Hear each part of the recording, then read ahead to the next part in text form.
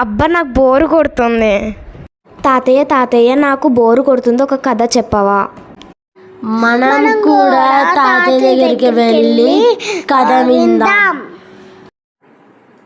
పిల్లలు, అధర్మం పాటించిన వారికి ఎలాంటి కష్టాలు వస్తాయి, ధర్మం పాటించిన వారు ఎలా విజేతలు అవుతారు అనేది ఈ చిట్టి కథలో తెలుసుకుందాం. ఈ చిట్టి కథ పేరు ధర్మో రక్షతి రక్షతః. ఒక గ్రామంలో గ్రామ పెద్దలు కలిసి యజ్ఞం చేస్తున్నారు. ఒక యజమానికి యజ్ఞకుండంలో బంగారం దొరికింది.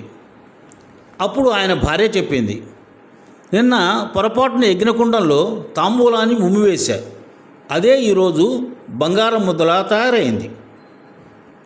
ఇంటి యజమాని ఈ విషయాన్ని పరీక్షించేందుకు తాను కూడా యజ్ఞకుండంలో తాంబూలాన్ని ఉమ్మివేశాడు. మరుసటి రోజు మరో బంగారం ముద్ద దొరికింది. ఈ వార్త ఆ నోట ఈ నోట గ్రామమంతా పాకింది. అంతే, యజ్ఞం చేసేంత యజ్ఞకుండంలో తాంబూలాన్ని తిని ఉమ్మివేశారు.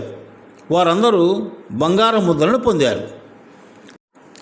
అది చూచిన హరిధర్మ ఆచార్య, శివశంకరీదేవి చాలా చింతించారు, బాధపడ్డారు. యజ్ఞకుండం పవిత్రమైనది, యజ్ఞం చేయటం నా ధర్మం. బంగారు ముద్దలు వచ్చినా, ఇంకా ఏమైనా సంపద వచ్చినా నేను అందులో ఉమ్మేసే ప్రసక్తే లేదు అన్నాడు హరిధర్మ ఆచార్య. ఆయన చూసి గ్రామస్తులంతా, పిచ్చివాడిలా ఉన్నావు, అందరితో పాటు నువ్వు కూడా యజ్ఞకుండంలో ఉమ్మేసి బంగారం పొందు అన్నారు. దానికి ఆ భార్యాభర్తలు ససేమిరా ఒప్పుకోలేదు. అక్కడ ఉన్నవారంతా వారిని ఎగతాళి చేశారు. హరిధర్మ ఆచార్య ఆయన ధర్మపతిని ఆ ఊరు వదిలి పట్టణానికి వెళ్ళి బతుకు సాగిద్దామని బయలుదేరారు. ఊరి పొలిమేర దాటారో లేదో ఊరిలో పెద్దగా గొడవలు మొదలయ్యాయి. బంగారం పేరిట కొట్టుకోవటం మొదలైంది. ఇళ్ళు కాలిపోతున్నాయి, మనుషులు చనిపోతున్నారు. మొత్తం ఊరంతా బూడిద అయిపోయింది. ఒక్కరూ మిగల్లేదు, హరిధర్మ ఆచార్య ఆయన భార్య శివశంకరీదేవి తప్ప. అప్పుడు ఆకాశవాణి నుంచి ఈ మాటలు వినిపించాయి. ఇన్నాళ్ళు మీరు ఈ ఊరిలో ఉన్నారని, ఈ ఊరి వారిని కలిపురుషుడు వదిలేశాడు.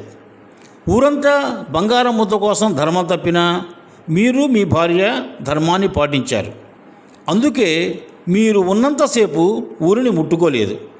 మీరు ఊరి వదిలి వెళ్ళగానే కలిపురుషుడు తన పని తాను చేశాడు, ధర్మహీనులను ధ్వంసం చేశాడు. ధర్మం తప్పని వారు ఎప్పుడూ విజేతలే.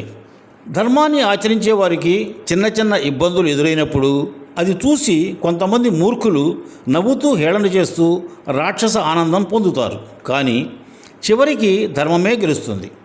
అందరూ ధర్మాన్ని పాటించండి. మన పిల్లలకు ధర్మాన్ని పాటించడం అలవాటు చేయండి. ధర్మ మార్గాన్ని తెలియజేసే పుస్తకాలను చదివింపజేయండి. ధర్మాన్ని గురించి వారికి క్షుణ్ణంగా తెలియజేయండి. ధర్మం యొక్క శక్తి అనంతమైనది. ధర్మో రక్షిత రక్షతః. పిల్లలు, ఇప్పుడు ఈ కథలోని నీతిని తెలుసుకుందాం. ధర్మాన్ని మనం కాపాడితే ఆ ధర్మమే మనల్ని కాపాడుతుంది. ఇదే ఈ కథలో నీతి.